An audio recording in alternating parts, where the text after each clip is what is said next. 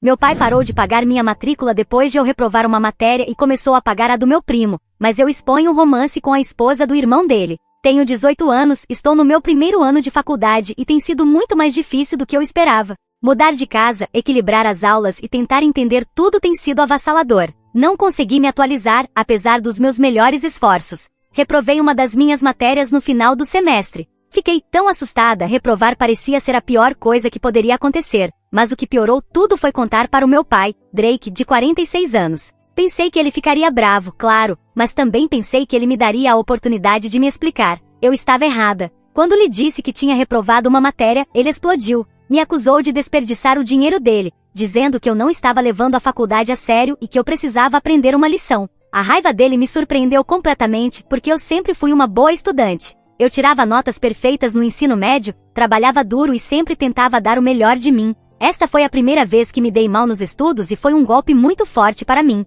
Também disse que foi só uma matéria e que eu poderia recuperar facilmente, mas ele não quis ouvir. Disse que esse erro mostrava que eu já não merecia o apoio dele. Então ele me deu a pior notícia possível. Ele não pagaria mais a minha matrícula. Sempre trabalhei duro para fazê-lo se sentir orgulhoso, e agora, depois de um único fracasso, ele estava me virando as costas. Todo o meu esforço parecia ter sido em vão. Senti como se ele estivesse me abandonando quando eu mais precisava. E assim, de repente, eu estava sozinha. Minha mãe, Sofia, de 45 anos, tentou convencê-lo a mudar de ideia, mas ele rejeitou. Disse que eu precisava amadurecer e enfrentar as consequências dos meus atos. Não parecia se importar. Durante semanas, lutei para saber o que fazer. Procurei por empréstimos estudantis e empregos de meio período, mas me sentia completamente perdida. Se já era difícil com a matrícula paga pelo meu pai, agora estava ainda mais difícil. Então descobri algo que tornou tudo ainda pior. Meu primo David, de 19 anos, sobrinho do meu pai, começou a faculdade no ano passado. Sabia que meu pai estava pagando a matrícula dele porque meu pai costumava dizer que meu tio Frank, de 48 anos, havia feito tanto por ele quando ele era jovem e que ele queria retribuir o favor assumindo essa responsabilidade.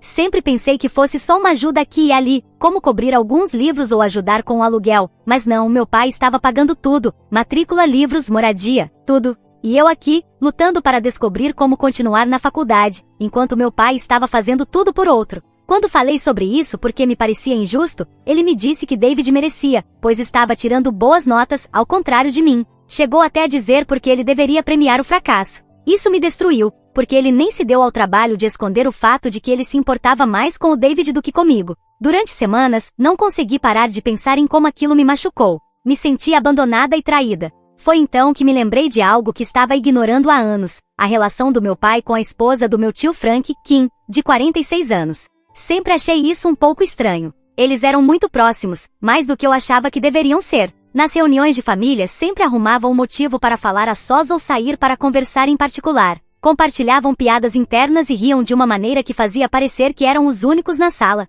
Quando era criança, não pensava muito nisso, mas sempre me parecia estranho. Depois soube que não era só coincidência o fato de serem tão próximos. Meu pai e Kim cresceram juntos no mesmo bairro. Suas famílias eram próximas, então passaram muito tempo juntos quando eram crianças. Minha mãe descartava tudo isso, dizendo que eles sempre foram bons amigos, mas a relação deles sempre parecia ser mais profunda do que uma amizade de infância. Depois descobri que eles haviam saído brevemente quando eram adolescentes. Minha mãe mencionou isso casualmente um dia, como se não fosse nada para se preocupar. Ela disse que eram apenas amigos e que não significava nada, que foi algo muito casual, mas à medida que fui crescendo, notei o comportamento deles e não pude evitar pensar que talvez houvesse algo mais. Mesmo depois de Kim se casar com meu tio Frank, ela e meu pai continuaram sendo muito próximos, até demais. A forma como conversavam, a maneira como riam, até mesmo o jeito como se olhavam, me fazia sentir como se houvesse uma história que não havia sido deixada para trás. Meu pai sempre parecia defender Kim, mesmo quando não fazia sentido, e ela sempre parecia procurá-lo, não importando quem mais estivesse por perto. Agora, olhando para trás, é difícil não pensar que os sinais sempre estiveram ali. A conexão deles não era só por serem velhos amigos, era algo mais. Para minha mãe isso poderia não significar nada, mas para mim, com o favoritismo do meu primo já não era o caso. Depois do que meu pai me fez, não consegui deixar de pensar nisso. Decidi descobrir a verdade. Revisei seus e-mails e mensagens. Felizmente, meu pai não se preocupa muito com a segurança dessas coisas. Ele já me pediu ajuda com essas questões várias vezes, então eu tinha suas senhas. No começo, me senti culpada por bisbilhotar, mas depois pensei, por que eu deveria me importar com a privacidade dele, se ele não se importa com nada de mim? Não demorou muito para eu encontrar o que estava procurando. Meu pai e Kim estavam tendo um caso há anos. Não era só um romance passageiro. Havia mensagens de texto, e-mails e até fotos que provavam que era um relacionamento completo. Mas então encontrei algo ainda pior. David. David não era filho do meu tio Frank, mas do meu pai. As mensagens deixavam isso claro. Meu pai e Kim haviam escondido a verdade por anos. Eles falavam sobre como Kim se sentia culpada por mentir para o meu tio Frank, já que meu pai sempre viu David como seu verdadeiro filho. Isso também explicava por que meu pai pagava a faculdade de David. David se sentia tão responsável quanto seu pai. De repente, tudo fez sentido. O favoritismo do meu pai por David não tinha a ver só com ser um bom tio. David era seu filho, o filho que ele teve com a mulher que realmente amava. Enquanto isso, eu era a filha que não importava e que o mantinha preso a este casamento com minha mãe. O caso não só traía seu casamento com minha mãe ou seu relacionamento com meu tio Frank, mas havia moldado toda a minha vida, porque durante todo esse tempo, ele me tratou de forma diferente. Todas as vezes que meu pai agiu como se fosse esse tipo de pessoa moralmente perfeita foi uma piada. Ele não era só um péssimo pai, era um mentiroso e um hipócrita. No começo não sabia o que fazer. Eu deveria contar para minha mãe? Eu deveria confrontá-lo? Eu sabia que ele não iria me proteger, primeiro por ser infiel, e segundo porque minha mãe não merecia viver sem saber disso. Mas não sabia por onde começar porque não era só meu pai sendo infiel. Isso teria repercussões em toda a família. Hoje decidi contar para o meu tio Frank. Enviei todas as provas que eu tinha e que consegui juntar durante esses dias. Também enviei uma explicação do que estava acontecendo, porque se não explicasse, ele não entenderia o que estava acontecendo e por que eu estava enviando tantas coisas. Quando meu tio Frank me ligou depois de ler, ele estava arrasado. Me agradeceu por contar, mas disse que não sabia como iria seguir em frente com isso. A situação explodiu depois que tudo foi revelado. Meu tio Frank não perdeu tempo em confrontar meu pai e Kim, mostrando as provas que eu tinha enviado. Kim tentou negar no começo, mas as provas estavam lá bem diante deles. Meu pai nem se deu ao trabalho de negá-las. Não havia como. Meu tio Frank ficou furioso. Ele mandou Kim embora de casa no mesmo dia, se recusando a deixá-la ficar nem que fosse uma noite. Ela implorou e chorou para que o perdoasse, mas isso nunca iria acontecer. Em uma semana, ele deu entrada no pedido de divórcio, citando infidelidade e deixando claro que não queria mais ficar com ela. Não parou por aí. Meu pai e meu tio Frank costumavam ter um negócio juntos. Depois que o romance foi revelado, meu tio Frank comprou a parte do meu pai. Sem essa renda, as finanças do meu pai desmoronaram. Ele estava vivendo muito além de suas possibilidades há anos e agora não conseguia mais manter o ritmo. Teve que vender nossa casa e se mudar para a casa dos pais. E quanto a David, meu pai não pôde mais pagar a matrícula dele. David teve que abandonar a faculdade e se mudar novamente com meu tio Frank, que também estava lutando depois do divórcio. David não sabia de nada disso, então preferiu o pai que teve a vida inteira e não o biológico. Também contei para minha mãe e embora tenha demorado um pouco mais para ela pedir o divórcio, ela também o fez. Ficou com metade dos bens do casamento, salvo pela casa que era do meu pai. Agora meu pai está arruinado. Está isolado de toda a família e amigos e não tem a quem recorrer. Tentou entrar em contato comigo várias vezes, mas não respondi. Não senti compaixão por ele. Não acho que ele mereça. Depois de tudo que fez, viveu uma vida dupla, e isso não vai longe. Dito isso, eu sinto algo de culpa por David. Ele não fez nada de errado, e agora a vida dele desmoronou por completo. Parte de mim se pergunta se fui longe demais. Talvez expor o romance não tenha sido a coisa certa a fazer. Então, sou a vilã por expor o caso do meu pai e arruinar sua vida depois que ele escolheu meu primo em vez de mim?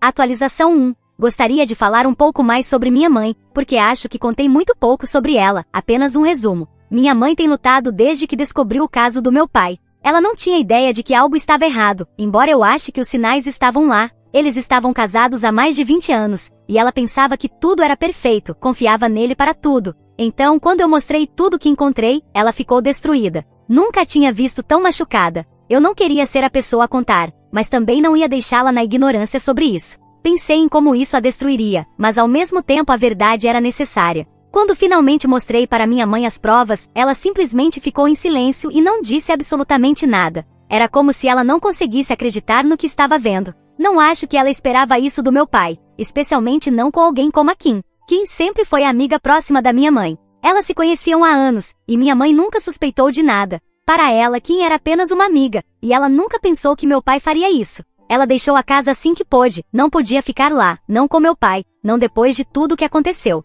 Mudou-se para a casa dos pais. Eu odeio vê-la assim. Tudo piorou desde então. Minha mãe estava devastada, não conseguia comer nem dormir. Foi horrível vê-la desmoronar. Ela ficou na cama por vários dias quase sem falar com ninguém. Meu avô ofereceu ajuda com a matrícula, o que foi um alívio, mas eu me senti culpada por isso, porque não queria adicionar mais estresse a tudo que minha mãe já estava passando. No entanto, ela não queria que eu deixasse os estudos e sabia que eu tinha que seguir em frente, mesmo que isso parecesse impossível. Ela me disse que com tantas coisas ruins que surgiram disso, não podia adicionar o fato de eu parar de estudar. Com o tempo, minha mãe começou a falar mais comigo sobre o que aconteceu. O Frank me contou sobre o passado do meu pai e da Kim, e como eles saíram quando eram jovens, mas terminaram porque não queriam nada sério. Depois disso, meu pai conheceu minha mãe e começaram a namorar. Enquanto isso, Kim começou a sair com meu tio Frank. Meu tio Frank se encarregou de fazer meu pai esquecer completamente a Kim, e que meu pai ficasse bem com o fato de eles saírem. No começo, tudo parecia tão simples, mas agora parecia apenas uma grande mentira.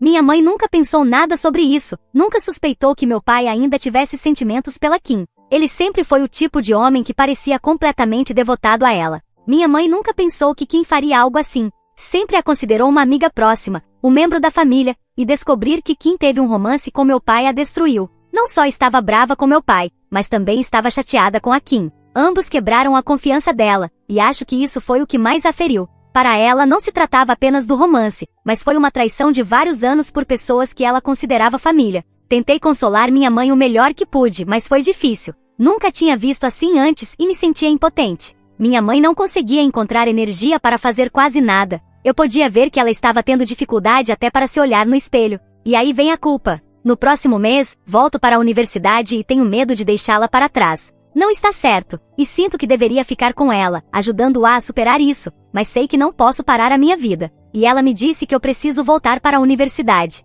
No entanto, é difícil. Toda vez que penso em ir embora, sinto um nó no estômago. Minha mãe não vai me dizer que quer que eu fique, mas sei que ela está sofrendo, e não quero deixá-la sozinha. Quem eu não sinto pena é do meu pai. Ele também está sofrendo por tudo isso, mas não ficaria aqui por causa dele. Sinto-me culpada por ter revelado a infidelidade, mas ao mesmo tempo sei que não foi minha culpa. Aqui há um culpado, e esse culpado é meu pai. Mas ainda me incomoda ser a mensageira. Meu tio ainda tenta refazer sua vida tentando ter certa normalidade com meu primo, mas tudo isso tem sido bastante difícil para todos. Meu tio me disse que não pode enviar meu primo para a universidade neste momento. Ele tem um divórcio pela frente, teve que comprar a parte do meu pai e há muitos custos. Ele ainda ama seu filho, porque o criou todo esse tempo, mas está sendo difícil para ele. Pelo menos me sinto mais tranquila por saber que meu tio não me odeia neste momento e até me agradeceu por mostrar as provas. Só de pensar em continuar casado com aquela mulher, ele fica muito furioso. Atualização 2. Minha mãe me ligou ontem e estava com uma voz cansada.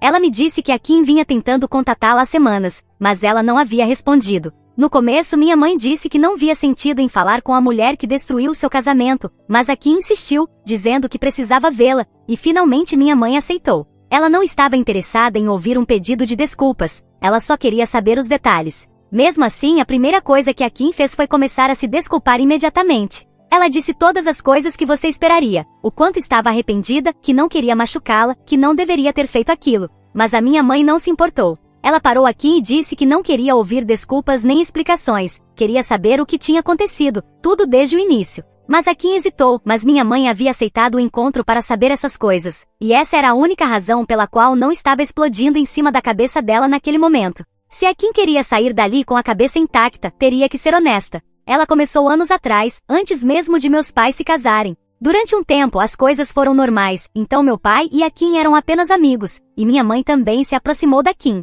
Mas então, uma noite em uma festa que todos haviam organizado juntos, tudo começou. Todos haviam bebido muito, e no final da noite, minha mãe e meu tio Frank foram dormir, mas meu pai e a Kim ficaram conversando. Em algum momento meu pai disse a Kim que ainda tinha sentimentos por ela, e para sua surpresa, ou talvez não tanto, a Kim disse que sentia o mesmo. E eles acabaram dormindo juntos naquela noite. No dia seguinte, meu pai e a Kim prometeram que o que fizeram foi um erro e que nunca mais aconteceria. Ambos se sentiram culpados, mas isso não foi o fim. Continuaram se vendo secretamente, procurando formas de passar tempo juntos sempre que podiam. Nenhum dos dois queria deixar seus parceiros, diziam que não queriam estragar o que tinham com eles, mas na verdade, eles só não queriam enfrentar as consequências. Achavam que poderiam esconder o caso enquanto mantinham seus relacionamentos. Depois de alguns meses, meu tio Frank pediu Kim em casamento. Meu pai assumiu que a Kim diria não, acreditava que ela o amava e rejeitaria meu tio Frank para que pudessem ficar juntos, mas ela não fez isso. Ela disse sim.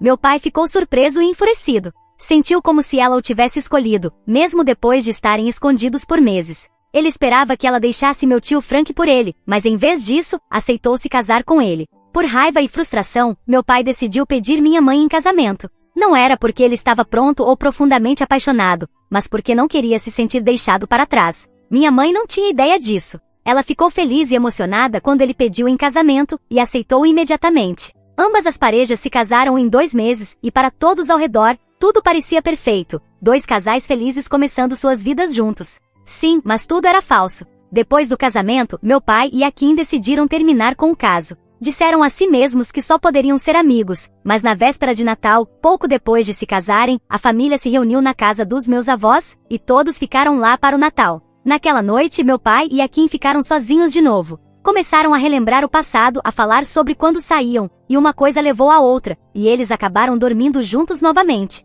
E dessa vez, a Kim ficou grávida. Kim contou ao meu pai que o bebê era dele, mas ele não queria que meu tio Frank soubesse. Decidiram manter em segredo e seguir como se nada tivesse acontecido. Meu tio Frank acreditou que o David era seu filho e o criou como tal. Enquanto isso, meu pai e a Kim continuaram com o caso em segredo. Quando eu nasci, a relação deles já tinha mais de 1 ano. Kim contou tudo isso para minha mãe. Kim admitiu que ao longo dos anos houve momentos em que ela e meu pai tentaram parar, mas sempre voltavam um para o outro. O caso deles durou anos até que eu os expus. Kim também contou à minha mãe o que aconteceu depois que tudo foi revelado. Quando meu tio Frank descobriu que o David não era seu filho biológico, ele ficou devastado, mas apesar de tudo, decidiu continuar criando David como se fosse seu filho. David disse que a biologia não importava e que ainda o amava como um filho. David continua morando com meu tio Frank, e meu tio Frank pagará a matrícula universitária dele. Segundo Kim, o David já voltou para a faculdade agora, e meu tio Frank assumiu toda a responsabilidade por ele. Kim se desculpou novamente depois de contar tudo isso para minha mãe, dizendo que se sentia horrível por tudo e desejava poder voltar atrás.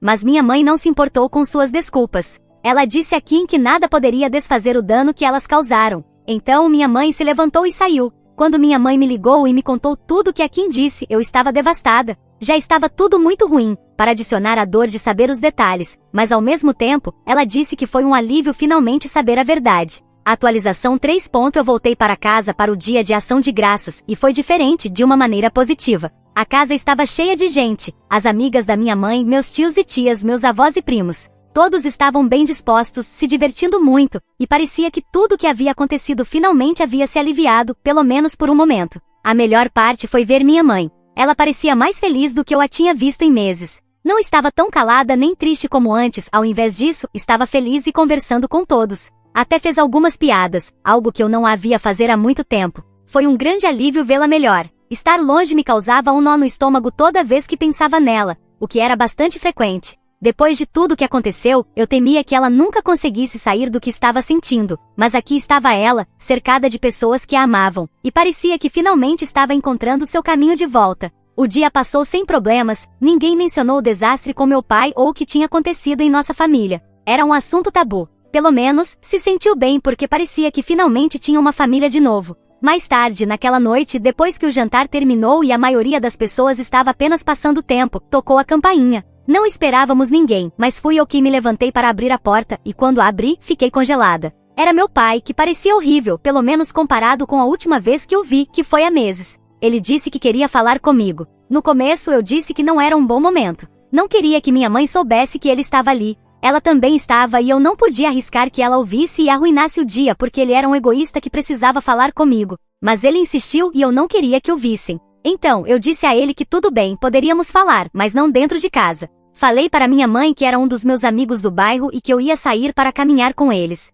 Ela não fez perguntas, apenas me disse para colocar um casaco porque estava frio. Nosso bairro é bastante seguro, então ela não parecia preocupada. Saí e levei meu pai para um pequeno parque. Ele queria parecer genuinamente preocupado comigo, pois me perguntou como eu estava e como estavam as coisas na faculdade. Eu disse que estava tudo bem, indo bem. Ele disse que agora trabalhava em um restaurante local, que o pagamento não era muito alto, mas dava para se virar. Depois perguntou sobre minha mãe. Eu disse que não falaria sobre ela com ele. Não podia acreditar que ele tivesse a ousadia de perguntar por ela, depois de tudo o que fez. Eu me senti tão irritada e tive uma explosão. Eu disse a ele o quanto o amava, como confiava nele acima de tudo, e como ele havia quebrado essa confiança da pior forma possível. Ela fez tudo por ele, esteve ao seu lado nas boas e nas más, e ele passou anos a traindo. Ela acreditava nele, e ele a recompensou com todas essas mentiras, e agora ele tinha a cara de pau de perguntar por ela, de sequer fingir que se importava. Meu pai apenas ficou ali, me deixando desabafar, não me interrompeu nem tentou se defender. Quando finalmente me calei, ele disse que sabia que tinha arruinado tudo. Ele disse que destruiu tudo e que não nos culpava, nem minha mãe nem eu, por não querermos ter nada a ver com ele. Admitiu que havia perdido tudo, sua esposa, sua família, até o respeito de seus pais e irmãos. Ele me disse que antes de tudo isso, tinha uma família que o amava, mas agora não tinha ninguém. Disse que não merecia perdão, mas esperava poder reconstruir algo comigo. Ele disse que não queria me perder também. A única razão pela qual ele estava ali pedindo para falar comigo era porque não tinha mais ninguém, e aquele dia estava sendo particularmente difícil para ele, porque se sentia sozinho. Eu disse a ele que não seria a última opção dele, que não estaria lá para ele agora que ele não tinha mais ninguém. Ele disse que entendia, mas que eu precisava saber que estaria lá para mim, se eu precisasse de algo. Ele me deu seu novo número e se desculpou novamente. Então, eu me levantei e voltei para casa, e ele ficou sentado naquele banco. Quando voltei para casa, não contei nada para minha mãe sobre o que aconteceu. Ela ainda estava lá embaixo, rindo e conversando com suas irmãs. Ela parecia tão feliz, e eu não queria estragar isso para ela. Em vez disso, subi para o meu quarto e me deitei. Atualização 4. Alguns têm perguntado o que aconteceu com minha tia Kim, e eu não tenho respostas para vocês. Sei que ela foi para a casa dos pais dela, mas não tenho sabido muito sobre ela. Meu tio não quer falar sobre ela, o que eu respeito, e a única pessoa que pode ter contato com ela seria meu primo, mas ele não quis ter contato comigo. Eu me senti mal por isso, porque até agora me sentia culpada por ter arruinado a vida dele. A minha não é que estivesse muito melhor, mas ele era quem tinha um pai que não era seu pai biológico, todo esse tempo. Bem, isso foi até agora. Meu tio ainda tinha esperança de que ele fosse seu filho biológico, e minha tia tinha certeza de que era meu pai, mas nunca houve uma mensagem ou um e-mail falando sobre um teste de paternidade. Então, meu tio propôs a meu primo fazer o teste, pelo menos para não viver com a dúvida, mas o teste nunca foi feito, porque depois que meu primo deu muitas desculpas para fazê-lo, ele finalmente confessou que já tinha feito um teste com meu pai. E sabe o que é o pior? Que ele só aceitou ter uma relação com meu tio para que ele pagasse sua faculdade. Sabia que meu pai não poderia pagar a matrícula com tudo o que estava acontecendo e, em vez disso, fez com que meu tio, que não estava bem financeiramente, se esforçasse para pagar. Tudo isso enquanto sabia, pelo menos há 5 anos, que não era filho do meu tio. Agora ele teve que deixar a faculdade, porque não consegue arrumar um emprego de meio período como eu fiz e buscar ajuda financeira. É verdade que meu avô está me ajudando, mas eu tentei não fazer com que essa carga financeira fosse muito pesada para ele. Também meu tio me propôs ajudar neste momento, mas eu agradeci e disse que não, porque estou bem. Talvez leve um pouco mais de tempo, mas estou me esforçando para isso. O que tem me custado muito esforço é entender meu pai, minha tia e meu primo. É como se houvesse algo no DNA deles que os tornasse pessoas más. Todos mentiram, enganaram e esconderam coisas. A única coisa que me consola é que meu pai, na idade dele, está em um trabalho mal remunerado, que minha tia está morando com os pais dela, isolada de grande parte da família, e que meu primo arruinou seu futuro. Eles merecem o que têm. História 2.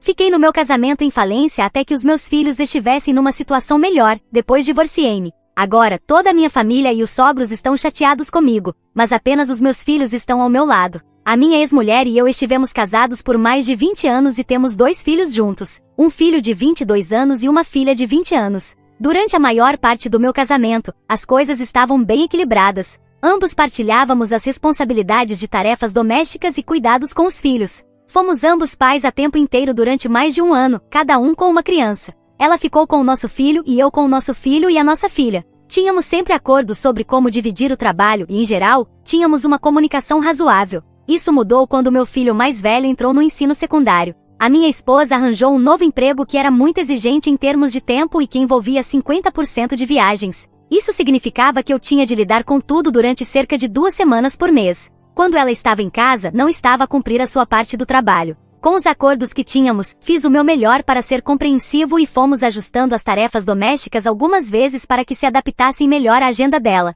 No entanto, muitas das tarefas continuavam a cair para mim. Quando a pandemia aconteceu, as coisas pioraram, mas eu tentei engolir tudo, porque sabia que os confinamentos eram temporários. Finalmente, quando as coisas reabriram, a situação continuou a piorar e eu pedi para irmos a aconselhamento. Ela falhou muitas das nossas reuniões e simplesmente não se comprometeu com o processo. Nesse ponto, decidi que queria um divórcio. Infelizmente, foi uma altura muito difícil para a família. O meu filho estava a preparar-se para ir para a faculdade presencialmente, depois de 1 ano em ensino remoto, o que foi um desafio financeiro e logístico. Ao mesmo tempo, a minha filha também estava a ter alguns problemas com depressão, e eu tinha me tornado na sua principal pessoa de apoio. Com a minha esposa ausente metade do tempo, tomei a decisão de esperar até que a minha filha estivesse numa melhor situação mental e a nossa família estivesse financeiramente estável antes de pedir o divórcio. Fiz o meu melhor para continuar a contribuir e fui essencialmente um pai solteiro durante 3 anos. Em algumas ocasiões, voltei a sugerir o aconselhamento, mas a minha esposa dizia que as coisas estavam bem e não queria ir.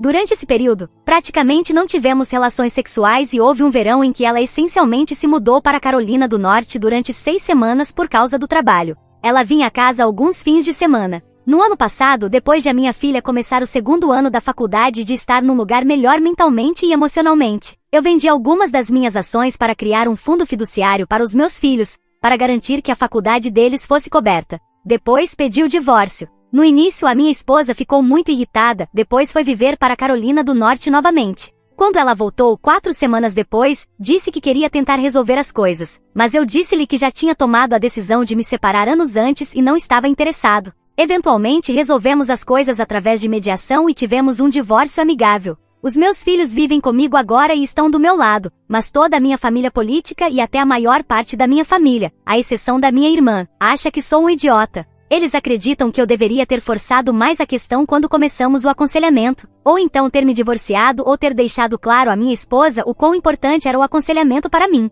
Eles chamaram-me egoísta e alguns dos meus sogros estão a recusar-se a interagir com os meus filhos quando estão em minha casa, por exemplo. A minha filha fez uma chamada de vídeo à avó uma vez este verão e ela desligou assim que viu que a minha filha estava na minha casa. Também causaram um pouco de confusão na graduação do meu filho na primavera, recusando-se a reconhecer-me e a exigir que o meu filho escolhesse entre celebrar com eles ou comigo, em vez de termos o jantar todos juntos como um grupo. Incentivei o meu filho a ir com eles e nós tivemos a nossa própria celebração mais tarde, mas algo aconteceu no jantar e o meu filho tem vivido comigo e tem quase nenhum contato com eles desde então. Sinceramente, sinto que fiz o melhor para os meus filhos, mas agora sinto que a família da mãe deles está a castigá-los e eu sinto-me como um péssimo pai. Admito que poderia ter sido mais maduro ao enfrentar a questão diretamente com o meu relacionamento com a minha ex, mas senti que isto era mais do que só os dois. Francamente, sinto que a minha falta de firmeza há anos tornou este divórcio pior para os meus filhos, mas também acredito que se tivesse de fazer tudo de novo, ainda assim priorizaria os meus filhos em vez dos meus próprios sentimentos e tomaria a mesma decisão.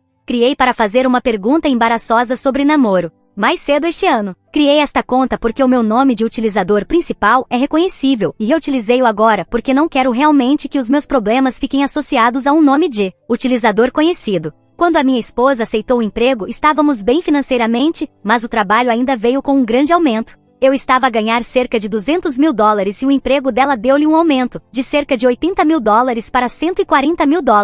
Isso foi o suficiente para podermos passar de poupar o suficiente para ter um fundo de emergência para termos o suficiente para pagar a faculdade dos nossos filhos de uma vez. Ambos trabalhamos na área da tecnologia, mas ela trabalha para um contratante de defesa e alguns dos trabalhos precisam ser feitos no local, e apenas um dos escritórios relacionados com o trabalho dela está perto de onde vivemos. Quando discutimos inicialmente o emprego, o plano dela era trabalhar no cargo de alta mobilidade durante algum tempo e depois tentar transferir-se para um cargo de menor deslocação, numa base perto de nós. Ela foi promovida várias vezes e ficar perto de nossa casa já não era uma opção, a menos que ela aceitasse uma redução no salário e no cargo. Quando nos divorciamos, eu estava a ganhar cerca de $280 mil e ela ganhava um pouco mais de $300 mil.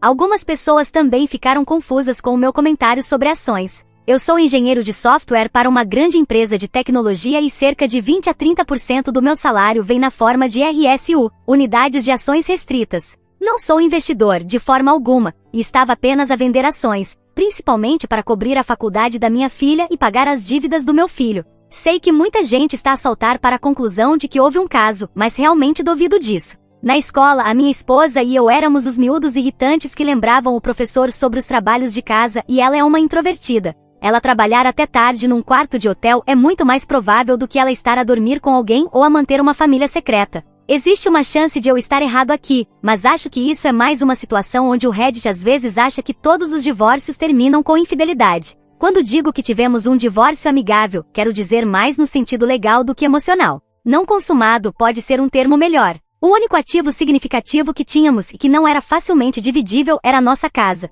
A minha esposa adora a casa e, sinceramente, eu queria algo diferente, então ela comprou a minha parte. Os nossos filhos já são adultos, então não há questões de custódia. Os nossos ativos são majoritariamente divisíveis, por isso não houve problemas nesse sentido. Os nossos salários eram comparáveis, por isso não houve pensão alimentícia. Cada um de nós tinha um carro. No geral, foi bastante simples dividir as coisas de maneira justa e nenhum de nós queria arrastar as coisas. Não terminamos o casamento como amigos, de maneira nenhuma, mas do ponto de vista legal foi amigável, porque decidimos a divisão com o mediador e apenas envolvemos advogados brevemente para redigir o documento final para o juiz assinar. Informações adicionais do OP, original pôster, sobre algumas outras perguntas. OP, por que a sua esposa desapareceu para um emprego de viagem? O trabalho era divertido? Dinheiro separado e baseado na renda? A minha esposa nunca quis ser dona de casa ou uma esposa tradicional e sempre deu muito valor à sua carreira. Isso é uma das razões pelas quais me casei com ela. Dito isto, nunca esperei que ela aceitasse um trabalho com tanta viagem, e ainda não entendo completamente por que o fez. Acho que parte disso foi porque ela sabia que as coisas estavam difíceis em casa e isso foi uma forma de fuga. Também sei que ela tinha colegas de trabalho mais jovens e havia um certo sentimento de ser uma jet-setter, desculpem não ter um termo mais atual. Por que vocês tinham um acordo de tarefas domésticas como se fossem colegas de quarto, com a expectativa de que as tarefas seriam cumpridas, mesmo quando ela tinha o trabalho de viagens? Não tenho bem certeza do que queres dizer com isso. Acho que a maioria dos relacionamentos envolve o estabelecimento de quem é responsável por certas tarefas ou trabalho em casa. Obviamente eu não esperava que ela fizesse tarefas domésticas enquanto estava fora, mas como disse, ela realmente não ajudava quando estava de volta. Não esperava que ela fizesse todo o trabalho quando estava em casa, apenas a parte dela. Por que você teve uma postagem excluída de baixo karma sobre desventuras de namoro malucas? Só recentemente, porque comecei a namorar após o divórcio e estando nos meus 40 anos, estou a tentar perceber o namoro e as coisas não correram bem. Abordei isso em outros comentários. Mas essa postagem foi na verdade a razão pela qual criei esta conta temporária e a deletei quando percebi que estava realmente desatualizado em relação às normas atuais de namoro. Qual é a razão que a sua família está a dar-lhe para estar chateada consigo também? A minha família acredita que a única razão para o divórcio é infidelidade ou abuso. Eles são bastante conservadores e tradicionais. Como foi que você pediu aconselhamento? Inicialmente foi bem suave. Mencionei isso algumas vezes, mas não fiz muita pressão. Em 2021, disse-lhe que sentia que o nosso casamento estava a desmoronar e disse-lhe que achava que a única forma de avançarmos seria com aconselhamento. Ela concordou e começamos, mas como disse na minha postagem, ela não se comprometeu com isso. Tivemos sessões pelo Zoom quando ela estava a viajar e ela muitas vezes não aparecia. Atualização. Continuo a receber comentários e mensagens de vez em quando sobre aquela postagem, então achei que valeria a pena dar uma atualização. Resumo rápido da postagem original. A minha esposa foi ficando cada vez mais distante no nosso casamento e eu decidi pedir o divórcio, mas esperei cerca de 3 anos para o fazer, depois de tomar a decisão, porque achei que era o melhor para os filhos.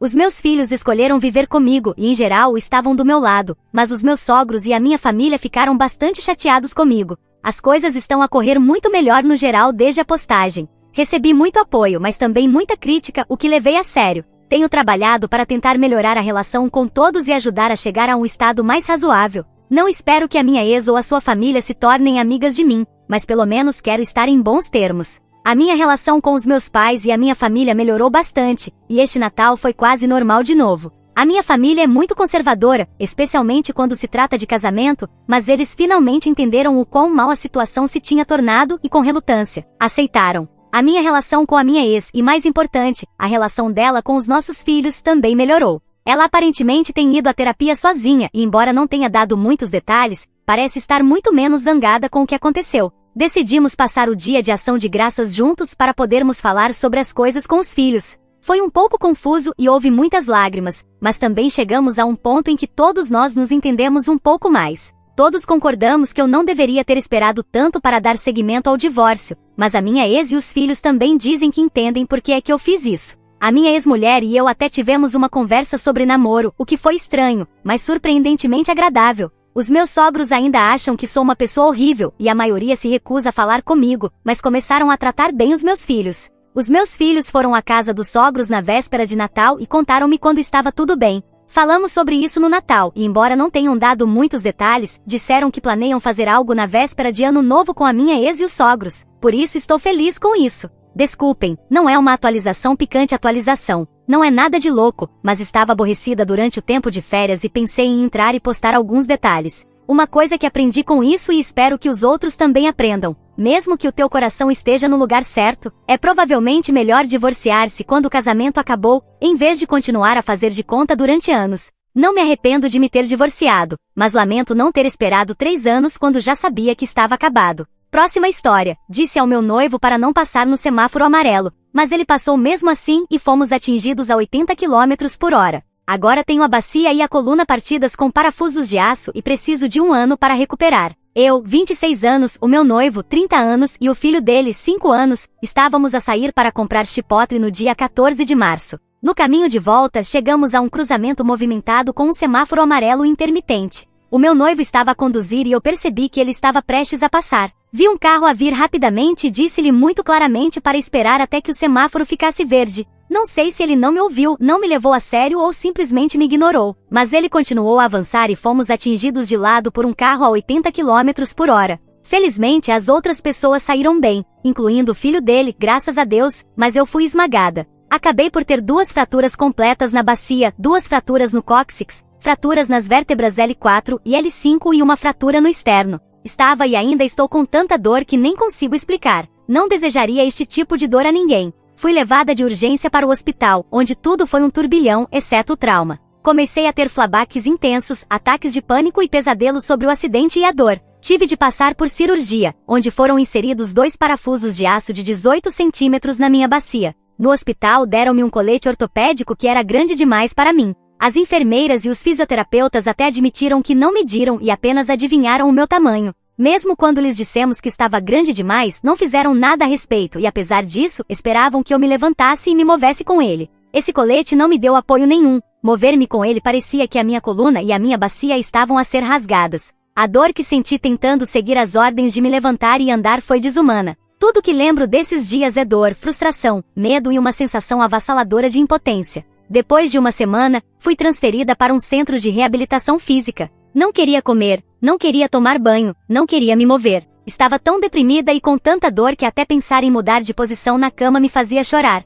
Tive de depender de estranhos para as coisas mais básicas, como ir à casa de banho, tomar banho, até para me alimentar. Como alguém que sempre foi independente foi completamente humilhante e devastador. Agora estou em casa, mas a minha recuperação está longe de terminar. Médicos e fisioterapeutas disseram-me todos a mesma coisa. Você tem o 2º tipo de fratura mais grave que alguém pode ter. Vai precisar de pelo menos 1 ano para se recuperar, se não mais. Não pode colocar peso na sua perna direita durante 3 meses. Nada de dobrar, nada de torcer. E mesmo depois dos 3 meses, será um processo muito lento. E essa parte está a consumir-me, porque antes disso, finalmente estava a organizar a minha vida. Estava a trabalhar na minha saúde, a comer bem, a fazer crossfit regularmente, a ficar mais forte e finalmente a socializar e conhecer novas pessoas. Tinha acabado de voltar à faculdade. Estava finalmente a construir estrutura na minha vida depois de me ter sido diagnosticado com TAA. E agora tudo está em pausa. Não posso fazer exercício, não posso sair de casa, a não ser para uma consulta médica. Não posso fazer nada sozinha e parece que perdi tudo que estava a trabalhar tanto para construir. Mesmo que o meu noivo tenha sido solidário durante todo este tempo e esteja a ajudar a cuidar de mim, estou tão zangada com ele. Eu avisei-o. Disse-lhe para esperar, e quando lhe perguntei por que é que continuou, ele simplesmente disse não sei. E esse não sei, agora está a custar-me 1 ano inteiro da minha vida. Talvez mais. E sou eu quem está a pagar por isso todos os dias. Então, sim, só precisava de desabafar. Sinto-me presa no meu próprio corpo. Sinto que estou a lamentar a vida que poderia ter tido este ano. Sinto-me zangada, triste, impotente, e estou apenas a tentar entender tudo isto. Mas, no fundo, só quero a minha vida de volta. Sei que isto é temporário, sei que eventualmente vou recuperar, mas perder 1 ano da minha vida, o meu senso de normalidade e a minha paz de espírito é realmente difícil. Se alguém tiver algum conselho sobre como lidar com isso ou talvez até partilhar experiências semelhantes, eu apreciaria imenso. Atualização, 4 de abril de 2025. Honestamente não esperava que a minha postagem recebesse tanta atenção. Eu só estava a desabafar os meus pensamentos e emoções no momento, pois ainda estou a passar pelas fases do luto.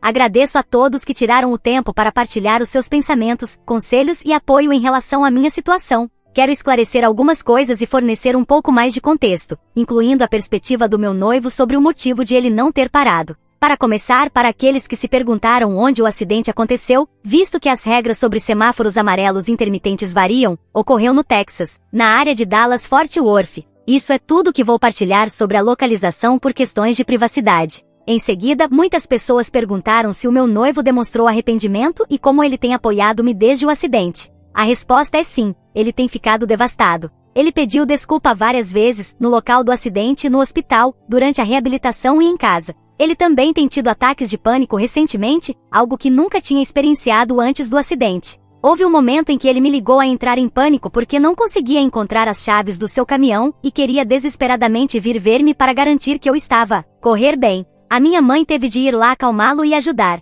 Ele também continuou a visitar-me frequentemente no hospital e no centro de reabilitação, e tem defendido-me quando tive problemas como o colete ortopédico que me deram, que claramente era grande demais. À parte, apesar de várias pessoas da minha família, do meu noivo e até dos fisioterapeutas mencionarem isso, a equipe do hospital não o substituiu. Só quando liguei para o hospital, uma semana depois, frustrada, é que eles finalmente tomaram uma atitude. Tive de usar a minha voz de Karen e explicar que a falha deles em medir corretamente o colete estava a prejudicar a minha recuperação. Eventualmente deram-me um novo, de um tamanho mais pequeno. Curiosidade, o colete só vem em 2 tamanhos, S, M e L XL. Vou deixar vocês adivinharem qual foi o que me deram. O meu noivo também tem me ajudado a entender o processo de reclamação de seguros. Pelo que sabemos, posso estar a olhar para cerca de $100 mil adicionais. Em casa, ele tem se assegurado de que tenho o que preciso para me recuperar. Ele comprou-me uma cama com estrutura ajustável, que sobe e desce, similar às camas de hospital, porque eu não consigo mover-me para cima e para baixo normalmente sem sentir dor ou risco de partir algo.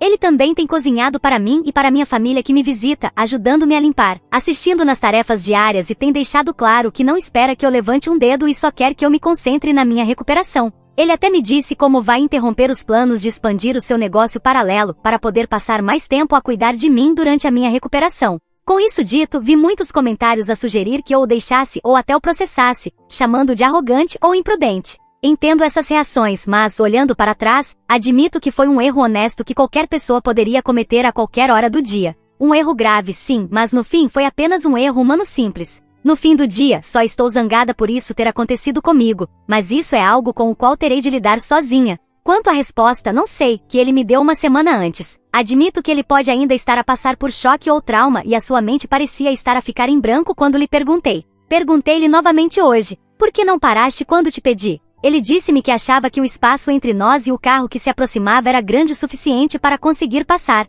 Ele não percebeu o quão perto o carro estava. Também disse que não me ouviu pedir-lhe para parar até ser tarde demais, quando já tínhamos sido atingidos. Eu disse-lhe que tinha dito muito mais cedo, e ele admitiu que não me ouviu. Ele sente-se horrível, e disse-me que toda vez que se aproxima de um semáforo amarelo enquanto conduz, lembra-se do que aconteceu e sente-se estúpido por não ter sido mais cuidadoso naquela noite. Não estou a desculpar o que aconteceu, foi traumático, mas acredito que ele está a aprender com isso e a assumir a responsabilidade por tudo da melhor forma possível. Eu sou só a pessoa zangada e amargurada que precisa de lidar com as emoções e o luto que estou a experienciar por causa do acidente. Com isso dito, já retomei a terapia individual semanalmente em vez de mensalmente, e tive a minha primeira sessão desde o acidente ontem. O meu noivo e eu vamos também começar aconselhamento de casal. Sim, planeio ficar com ele. Sei que muitos de vocês vêm de um lugar de preocupação e carinho e agradeço muito isso. Ao mesmo tempo, quero lembrar suavemente a todos que sou uma pessoa real, a passar por uma experiência muito real e dolorosa. O que partilhei foi vulnerável e genuíno, não um pedido para ser julgada ou atacada. Está tudo bem discordar de como estou a escolher avançar, mas por favor, lembrem-se de que sou eu que estou a viver isto dia após dia. Curar-me fisicamente e emocionalmente não é linear e estou a fazer o melhor que posso. Agradeço novamente pela resposta esmagadora. Estou a ler o máximo de comentários que posso, mesmo que não consiga responder a todos. Por favor, continuem a cuidar de vocês e das pessoas que amam. Abracem quem é importante para vocês, porque quando menos esperam, a vida pode mudar num instante.